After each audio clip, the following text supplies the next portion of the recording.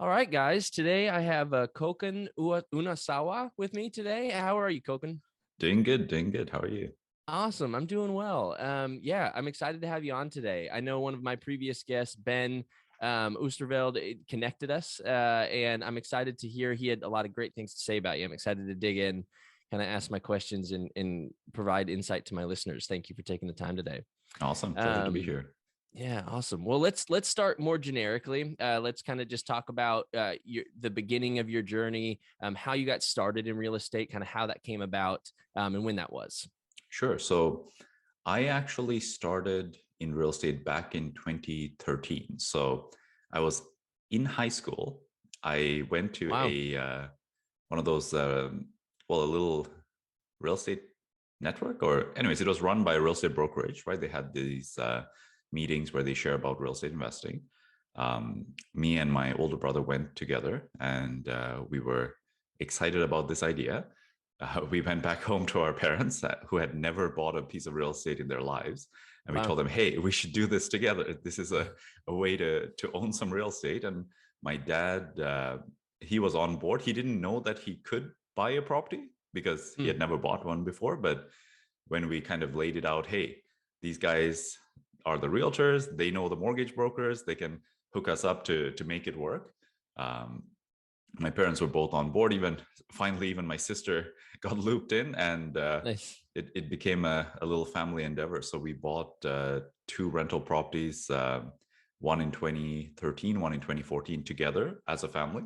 Basically, me and my brother were the working partners, and my parents and my sister were the sort of JV partners. They Yep. brought the down payment and they qualified for the mortgages. Um, simple single family homes. We Yeah, so we bought those. There's a lot to dig into because it didn't go smoothly as Oh, interesting. Yeah. as I would have hoped. But then that started the journey. Then myself and my brother bought a couple of student rentals. We actually bought a student rental where the two of us lived in two rooms, and we rented Wow. out four rooms, and we were able to live in that property for free because of the Yeah. rent from the four other tenants. Again, I was still young then, right? So I was like 20. So I had just moved out of my parents' home, and Yeah. You were like, yeah, one room is this all you needed. Yeah. this was my dorm experience because I never went to university, but this was my experience of living next to a college campus. Nice. Nice. Um, yeah, and then after that, in that process, during this time, I got a lot of value from the realtor we were working with. I felt she really had our backs. She kind of guided us through the process, how to rent out a property, how to look for a good rental, right? And around that time, I was working full time, saving up money for sort of the down payments on the properties we were buying. And I was working actually at a bank, and I really couldn't find a career path there that I thought I could excel at, because everything I was interested in, anything, usually I was only looking at the positions around investing or financial planning or something to do with finances. And all of them required either a bachelor's or a master's or Sure. some designation that I couldn't get without an undergrad degree. So at that point, mentally, I didn't want to go through the process of university and then come back and do something else in order to get that next role. So I thought, what can I actually do to make a good living where people wouldn't necessarily judge me based on my academics, but rather my performance, right? So naturally, a sales role is more in line with that. And then I thought, okay, our realtor really helped us. What if I could do the same thing as her to other new investors? Sort of, I may not be Hmm. the veteran investor who had 10 years of experience, but I could still help the person who was brand new get their first property because I had already done that, right? So that was the beginning. I got my real estate license and I started working with investors. In the beginning, it was definitely, it had its ups and downs, right? Any starting any business from in the beginning, there are Yeah. good months, and then there are there are months when I'm wondering, when am I going to get paid next so that I can actually pay my bills. Right. But yeah, along that way, I met my coach Ben Osterveld, right? And he also played a very big role in helping me, you know, set up my business in a way to really focus on taking care of our clients. So it's like Hmm. you have to do the bare minimum, which is provide a very good service and really take care of your clients. But that's the bare minimum. Then you need to look at, okay, how do my clients feel? What's their experience working with me? How do I level that up in the beginning, in the middle, in the end? How do I keep in touch with them over decades so that these clients I've just done a transaction with are going to come back to me 20 years later when they need to do a real estate deal, right? And build a business with those fundamentals in mind. So that's what I've been working with him for the last 3 years. And it, the, even though the results should be long-term results, it has shown up even in the shorter term Oh, where awesome. our business has grown. Initially, it was just me and it was growing at like close to 60% a year for 2 years. And then Wow. it did a double last year when I got my team going. So I have now 3 realtors who work with me. We have basically a full-time admin now that helps us with all our back-end stuff, paperwork, and managing our systems. So it's it's really become something that I didn't really expect it to. That's awesome. I'm actually curious. I want to go back just a second and talk about the very beginning as you and your brother. I mean, you were in high school, man. That is not on people's radar to be thinking about. I mean, they get usually in high school, you get some kind of an allowance from your parents and you spend it on whatever you're interested in. And then like what people aren't interested in any kind of investment opportunities or thinking about managing their money or growing any kind of wealth, building a foundation to do that. What even especially in a family that real estate wasn't not only wasn't a like a specific passion, but that wasn't really even a part of your world. Your parents didn't have rental properties or didn't even sounds like didn't have a house of their own that No. they had purchased. So what man, how did that get on your radar? And then once it was on your radar, why did it hook? Like, why did you guys say, let's go, let's learn more, and then let's actually do this? Yeah. So I think as a high school student, I was relatively entrepreneurial. I didn't really do Okay. too much, but my mind was always exploring sort of businesses, trying to figure out ways to make money and ways to get ahead. I think our upbringing was like we moved to Canada back in 2008. And if you can imagine, after the financial crisis, it wasn't the best time for people to Right. get jobs. So I saw my parents struggle. I saw us, where my dad was working a minimum wage job that barely paid the rent. And then I saw him lose that job and have a couple of months where we couldn't pay the rent. Right. And Right. so growing up in that environment, one thing in my mind that really struck out is I want my life to be different. I want Yeah. to not have this situation happen in my life as I become an adult. So I was always looking. And then at the end of high school, I was accepted to a couple of universities and I went to their campus tours, right? So just to check out the campus, check out the dorms. And the one thing I realized was the campus dorms were very expensive relative Mm. to what a room rents for around the campus, right? I mean, I didn't even have the context. I just thought it was expensive in Yeah. general. Yeah. Yeah. So that got me started. Hey, is there a way? Again, never bought a property, never even Yeah. knew the process involved in buying a property, but just the idea came to my mind. Can I buy a property outside the campus, live in one bedroom, rent out the rest? Is that something that I can do? So then I started Oh, Googling awesome. it, Mm-hmm. and It's a thing. Yeah. right. And then Yeah. this brokerage that I ended up going to their seminar had just like one blog post about student rentals. Okay. So I was like, oh, these guys seem to know something about it, and they have this seminar. Let me go check it out. And that was the beginning, right? So that was Awesome. that little Awesome. trigger moment.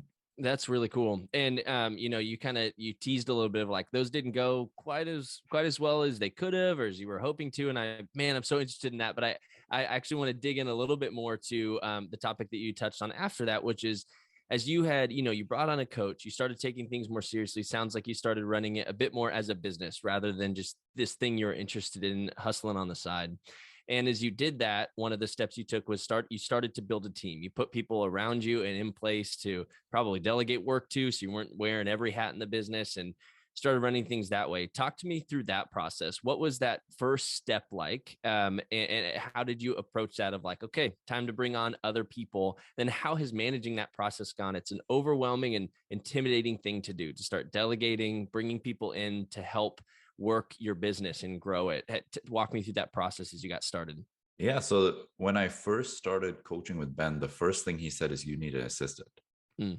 It doesn't have to be a full-time assistant, but you need someone who can do something for you to Yeah. take just one task off your plate and just start there. Right. So I was like, okay. I started putting out ads Was that on even on your radar? I mean, was that even, were you just like, I'm just going to keep doing this until I run myself to the ground? Or, yeah, I mean, was that a new concept to you that, oh, I can get an assistant? Like, so in a funny way, it was okay. when I started as a realtor. I was on this real estate team, and I used to tell the rest of them, hey, as soon as I can, I want an assistant because there's so much work that I don't like doing in this business. I want to just do the things I like. Right. Right. And they would all laugh at me. Yeah, I bet. And I bet. Yeah, and, that's not a and concept that. even one of the most successful realtors at that brokerage I was at was telling me, you need to hustle for like 10 years Right. by Right. yourself first before you hire someone. Yeah. And to me, I'm like, what? Why? Right. Why do I Right. need to suffer for 10 Right. years before Right. I ask for some help? Right. And then I met Ben. Right. And Yeah. if you know Ben's story, he made like 400 grand in the first year as a realtor, 600 in the next year. It's like bananas, right? You never Mm-hmm. hear that. And he's like, literally from day one, before he even did his first deal, he Mm-hmm. hired an assistant to help him. Right. Right. So when I heard that, I was like, oh, that makes a lot more sense. It kind Yeah. of clicked with this thought I had, but I didn't know if it was a valid thought or not. Right. Right. But then it brought on a lot of struggles, because when you hire someone to help you, Mm-hmm. it exposes part of who you are. So within the first 6 months, I hired 4 separate assistants, each of whom quit on me within 2 weeks or a month, right? I think one lasted about 3 months. That was a little bit better, but I went through back to back to back assistants quitting on me. And then I was having a coaching call with Ben, and we were discussing, and then I came to the conclusion, if one person quits on me, it may be them. If 4 people quit on me, it's probably me. Yeah. Yeah. So it just showed that I was in that moment too controlling. I really was held myself to a high standard, but I almost created too much pressure. So when someone tried to help me, I wanted them to do it exactly the way I did it, which, sometimes is not necessary. As long as it gets done in a good way, you got to give some space and allow them some freedoms, right? So like right now, our assistant, like I talked to her once earlier this week, but I know that she knows what needs to be done. When I need her to do something specifically outside of that, I'll send it to her. But I kind of let her work her own schedule. I let her organize her day. As long as the work gets done at a good in a good manner, that's all I care about. I don't want to create pressure or hold her accountable. Did you start at 9 a.m., right? Mm-hmm. Who cares? Like if she Right. does the work, that's what matters most to me. So yeah. Did you go through just like a virtual assistant, like an agency to find? No. So again, this is, I just basically followed Ben's coaching to a Sure. T. Sure. And what he found is that when it comes to hiring an assistant, a virtual assistant allows you to start quickly and maybe at a cheaper cost. But having a assistant that lives, even if they don't come to an office or anything and just work from home, but if they're in the area, especially as a realtor, I can ask my assistant, hey, can you drop off that sale sign at that Sure. property? Can you print Sure. out those brochures at Staples? Or can you go do something for me physically? And it gives a bit more flexibility in terms of the requests you can ask. So I just focused on that. Okay. Yeah, that makes sense. And you had mentioned that you have 3 realtors working for you. And talk to me through, I mean, are you a broker? You're not a broker? No, I'm not a Okay. broker. Okay. So just a real estate team. Okay. And so what does your business do? Walk me through that a bit. And then how, the reason I'm asking is for the purpose of getting these realtors on, what did that do to help grow it? What were you doing? And then what are you now able to do as you're growing your team? So it's actually very cool what happened last year, right? So prior to last year in 2020, right? End of 2020, we had our first team member join. So at that point, actually, I had a few assistants that quit on me. Eventually, my wife decided to join me as my assistant. Oh, We did nice. that for over a year. So that was the first stable assistant I had that I could Yeah. actually build some systems, because I wasn't just going through the hiring Right. process again and Right. again. And Right. that helped a ton. And in a way, my wife is someone who will call me out when I'm too much, right? When I create too much pressure, she's not just going to Sure. take it. She's going to Sure. like Yep. tell me that, Yep. right? So Yep. it revealed a lot about myself, even though there were a Sure. lot of struggles in that process. Yeah, I'm sure. But as a result of that, we had built the infrastructure needed for this team. So we had a lot of systems in place. Then we had our first team member join. At that point, my wife was pregnant, so she decided to step back from the business. We hired an admin. And in terms of growth, what I've done really well is create a structure that takes away some of the hardest parts of being a realtor, which is finding new clients and also supporting the team members in the activities that basically waste their time. So, for example, um, in order to be a realtor, you have like 5 different businesses merged into one, and typically they just do everything themselves, right? You need first some sort of lead generation, and it doesn't have to be a lead gen system. You could go knocking on doors and trying to find clients or talking to your friends and family, but you need some way of getting prospects in front of you that you can try to offer value, try to work with, right? You then need a lead gen. You then need some kind of system or sorry, I'm really getting confused here. The 5 threw me You're off. fine. You're fine. Anyways, there's a few businesses. So lead gen, Sure. you actually Sure. have to work with the clients. You have to then Yeah. keep the clients for forever, right? Because Yeah. how Yeah. many? So I find this funny, and Ben was the one who shared this to me. Pretty much every client I work with has worked with a realtor before at some point, unless it's a first time home buyer. But most of our clients are investors, so Yep. they've worked with a realtor. Many times they worked with a few realtors. My question is, why are they now working with me? Shouldn't those other realtors be in the picture somewhere? But Oh, obviously sure. Yeah. we try to Yeah. structure our business to provide value on the investing side, so give them a reason to come to us. But in my mind, I don't want to be the last realtor. I don't want this client to then go to another realtor, right? So I'm Right. like, Right. how do I create value and build a relationship such that the next deal they want to do, I'm still in the picture, Sure. right?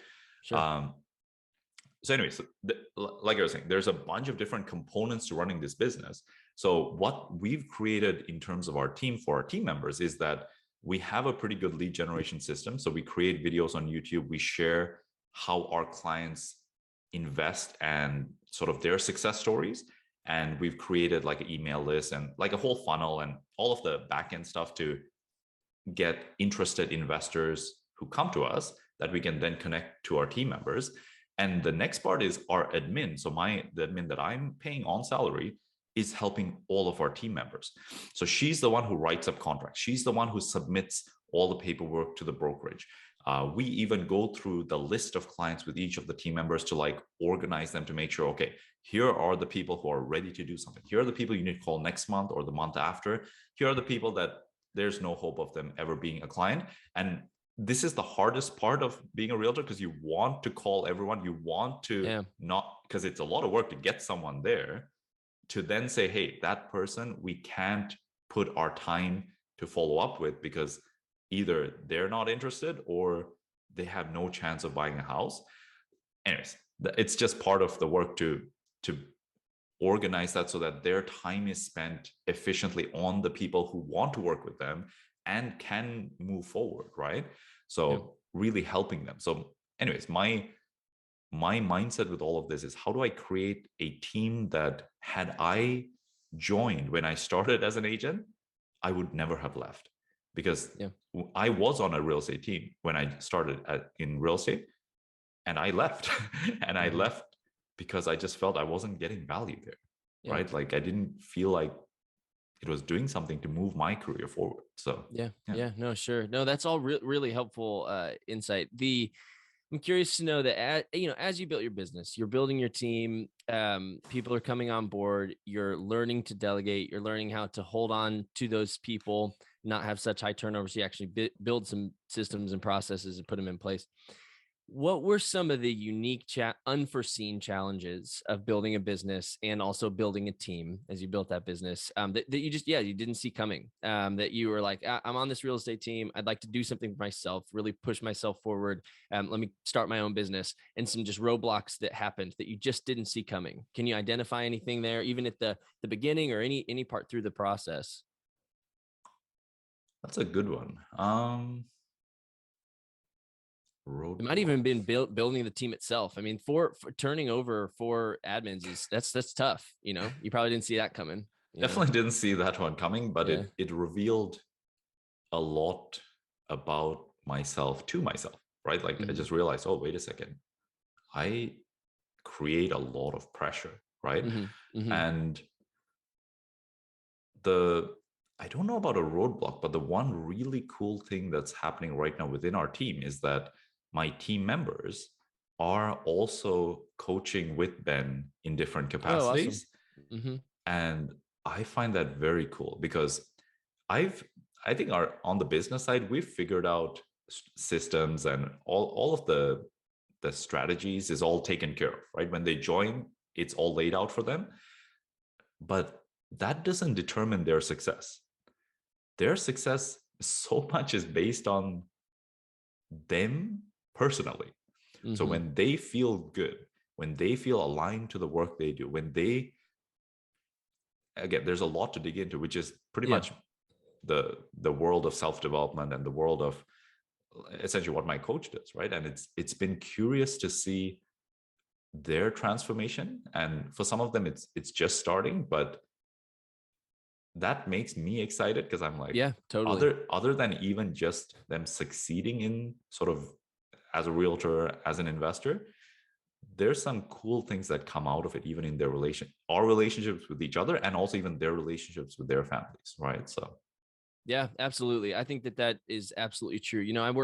I work for Disney down here in Central Florida, and so I have just a 9 to 5, and we have, obviously as any company, we have like year-end reviews, and we just came up on that. And one thing that I was talking to my leader about was how one of the best things that leaders can do, of course, is care for how their job performance, how they're doing, what they're delivering, but caring about them as individuals, yeah, making sure that they're happy and fulfilled in their work, making yeah, sure that they're happy and fulfilled in their lives, they have enough time for their families. Obviously, it's a hard thing to do.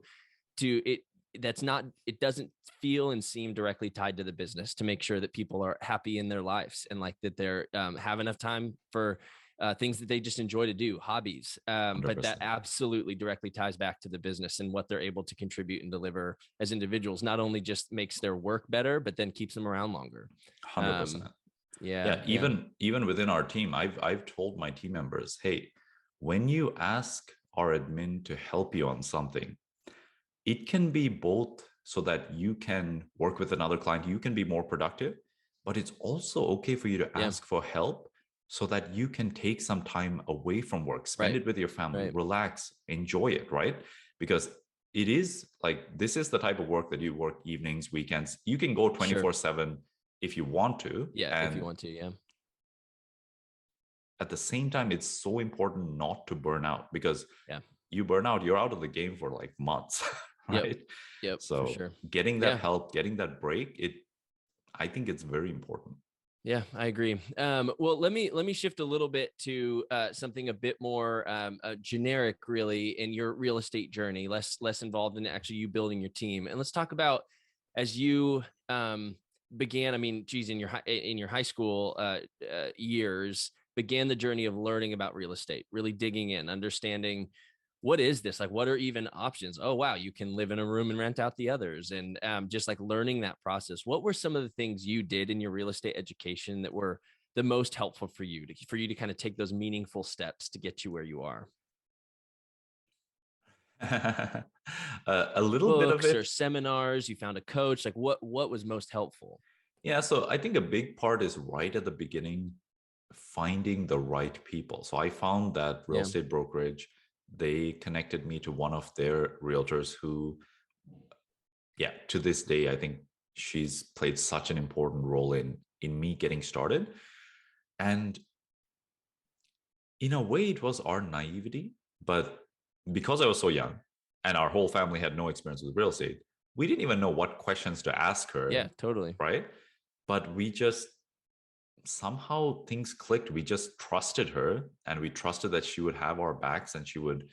And I've heard stories of this going completely wrong, where you trust a realtor who doesn't know Yeah, anything about investment, and they just recommend a home. They may think they're helping you, but then you buy a property that doesn't have cash flow, or right, right. it's in a rough neighborhood that attracts bad tenants, right? So it may not be their fault. So this could completely go wrong. But in my experience, because she was someone who had our backs, and I just trusted her, and I didn't know any better, I took that first step.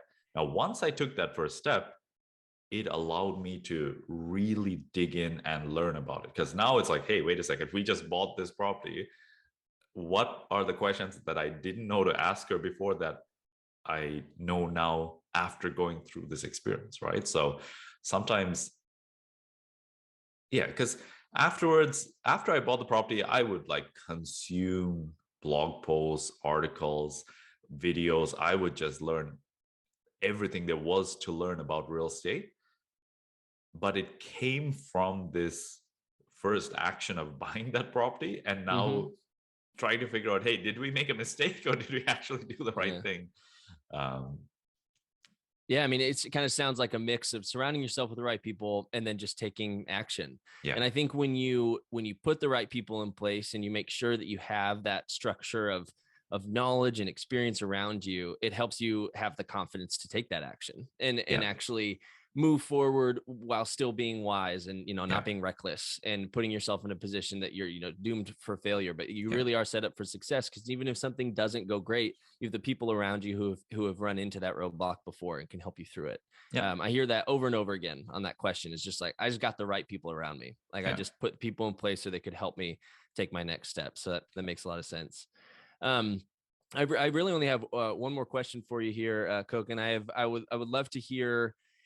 You go back to that time around 2013 or whatever you said it was, and you kind of go back to that version of yourself. And what is, if there's one thing that you could teach yourself in that moment that could help save you the most trouble over your career, what would that be? What could you tell that version of yourself?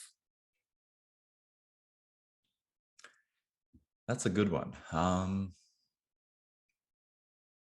I personally think that the outcome I've had both in business, in my investing, has been pretty exceptional. I don't think I would have tried to change anything that I did. The one thing I would tell myself is put a put a little bit less pressure on yourself. Take it a little bit easier, right? Like, in a way, many people look at my story as, hey, he invested in real estate very young, right? I created a lot of financial results as a result of that, but there was a cost to that, right? Yeah, I sure.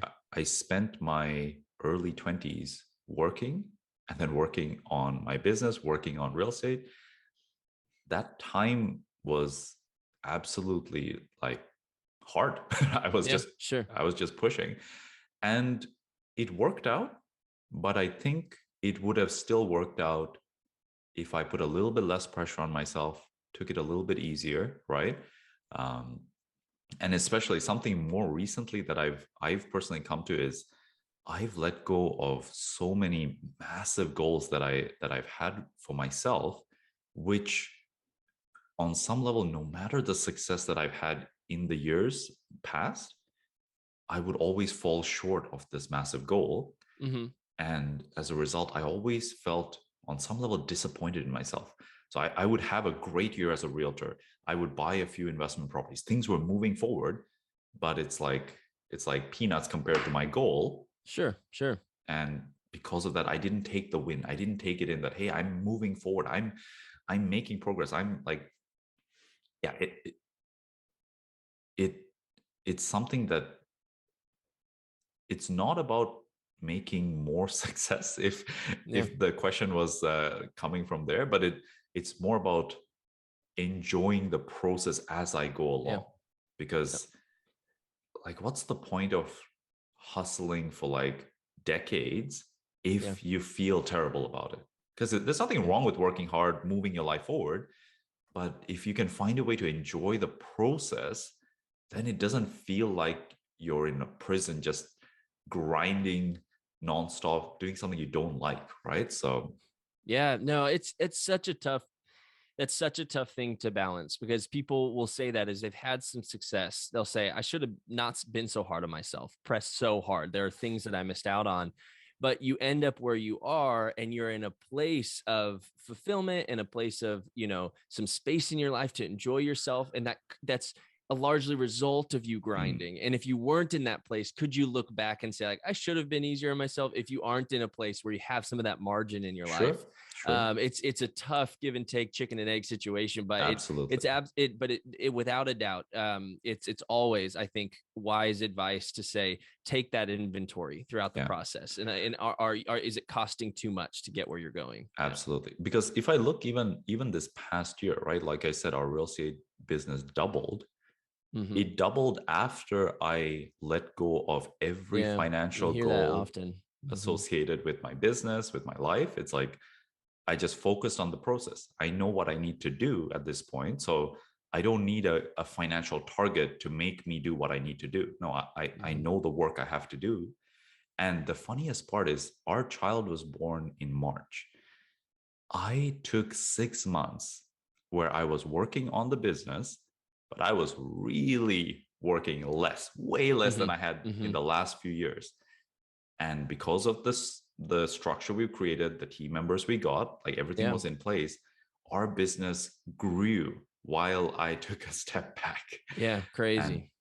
like to me, that the financial part of it is good, but that was the most meaningful benefit I received from this team. It's like I got to spend the first six Awesome. months supporting my wife, being there for my child, and just really taking that time in.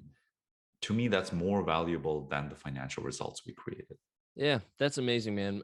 That's a great testimony about that. And it's funny how if you have the right systems, processes, people in place, that stopping paying less attention to the numbers helps them grow. It's just funny how that works. Like the more you hone in on those numbers and goals, the more you can really restrict them and put a ceiling on them. You hear that often of like, I let go, I got the right system. You have to have the right things in place. You have to have a Sure, foundation in sure. place, but I let go and then things grew. It's interesting how that happens.